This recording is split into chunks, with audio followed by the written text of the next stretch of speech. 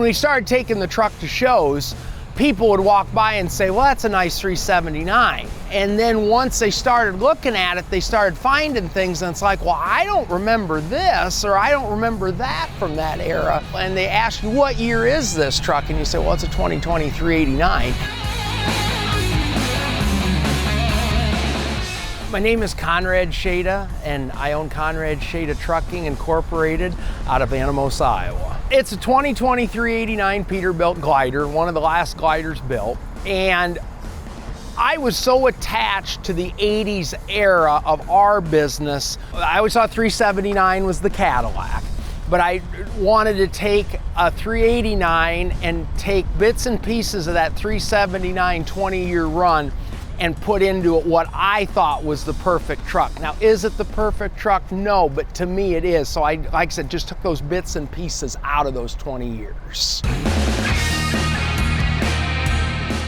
This is a 99 Caterpillar 3406E 2WS. In the 80s era, if you had a Peterbilt, a Caterpillar, and a Wilson trailer, you were the upper echelon. So that's what we tried to mold after. And I've always been a Caterpillar fanatic. I painted the engine white just because white was an old Peterbilt color back in the 80s, and I thought it would look really nice with the chrome and the braided lines. The only thing is, white is really fun to keep clean. We changed the hood sides, had the hood sides fabricated, striped the inside of the hood, put emblems on the inside of the hood. Everything that's on the outside is on the inside. Put 379 headlights, fenders, steps, had a custom grill sheet made, and that is a stainless steel 389 grill crown. I changed the toolboxes out to the old early 379 steps and fabricated those. The doors, reskinned doors, door mounted mirrors. On the inside, put a new old stock 379 dash in it, rewired the dash, but used the multiplex gauges and switched the rockers over to toggles for that old school look. The interior is not modeled after American class, but after first class. That was the pre-American class back in about 89, 90. It wasn't around very long, but I just always liked the bigger squares, and like I said, we were going for that 1987 look.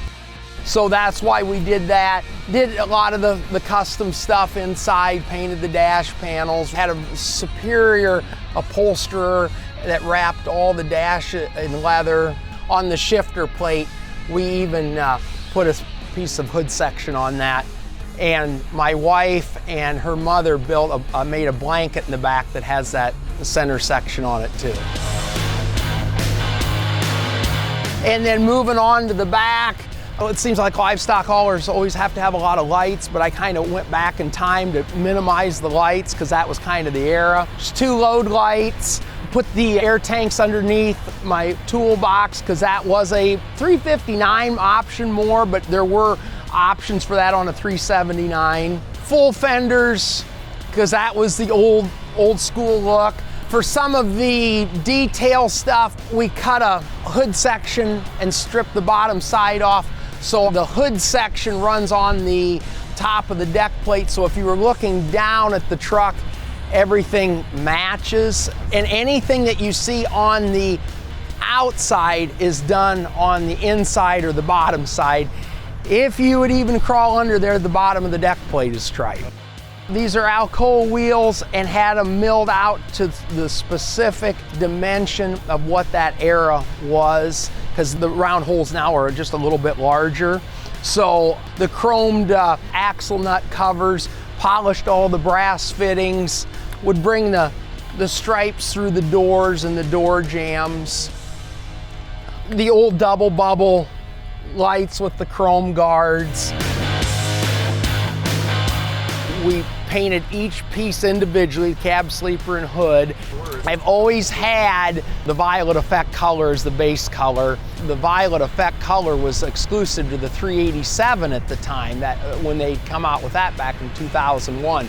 So we talked Peterbilt into painting a 379 that color and stayed with black and added the gold over the later years because the gold was such a traditional old breaker stripe color. So it took 3.5 years. I can't do paint, I don't like paint, but I love the fabrication and the assembly. I did probably 98% of the building of the truck myself, but none of the paint work. People say, well, it's your name on the door. Yeah, but if it wasn't for some of the people that helped me, it couldn't have been done.